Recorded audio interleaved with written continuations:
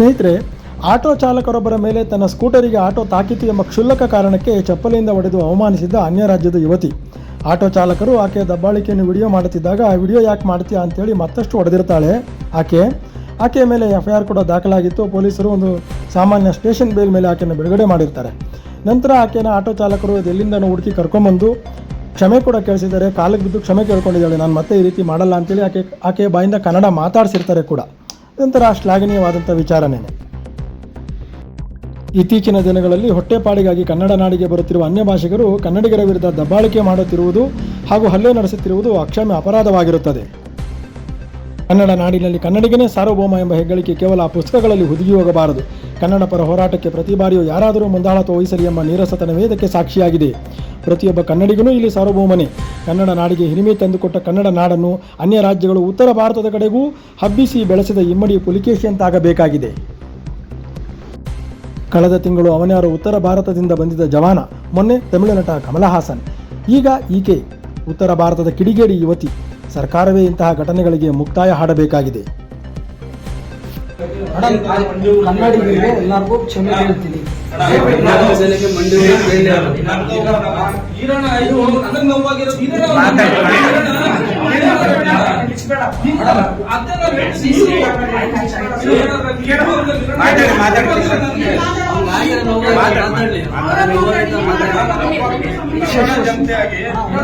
ನಾನು ಒಪ್ಪಂಗಲ್ಲ ನೋವಾಗಿರೋದು. ಇಡೀ ಕರ್ನಾಟಕ ಜನಕ್ಕೆಲ್ಲ ಅವಮಾನ ಆಗೈತೆ. ನನಗ್ ತಪ್ಪಾಯ್ತು ಅಂತ ಕೇಳ್ದವ್ರು ಪರವಾಗಿಲ್ಲ, ಕನ್ನಡ ಜನಕ್ಕೆ ಮಂಡಿ ಊರು ಸಮರ್ಪಣ ಕೇಳ್ಬೇಕು.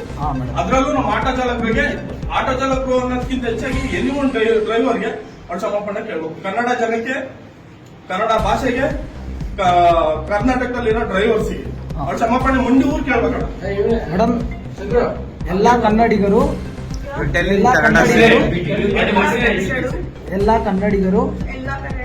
ದಯವಿಟ್ಟು ನಮ್ಮನ್ನ ಕ್ಷಮಿಸಿ,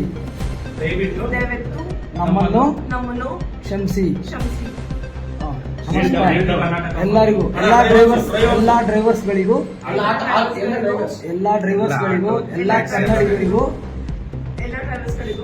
ಎಲ್ಲ ಕನ್ನಡಿಗರಿಗೂ ನಾನು ಕ್ಷಮೆ ಕೇಳ್ತೀನಿ. ಇನ್ನೊಂದ್ಸರಿ ಈ ತರ ನಾನು ಕನ್ನಡದ ಬಗ್ಗೆ ಆಗಲಿ, ಕನ್ನಡಿಗರಿಗೆ ಆಗಲಿ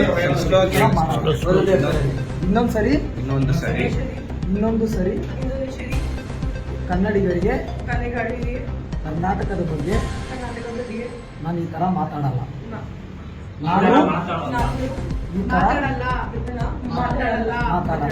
ದಯವಿಟ್ಟು ಎಲ್ಲರೂ ಕ್ಷಮೆ, ಎಲ್ಲರಿಗೂ ಕ್ಷಮಿಸಿ.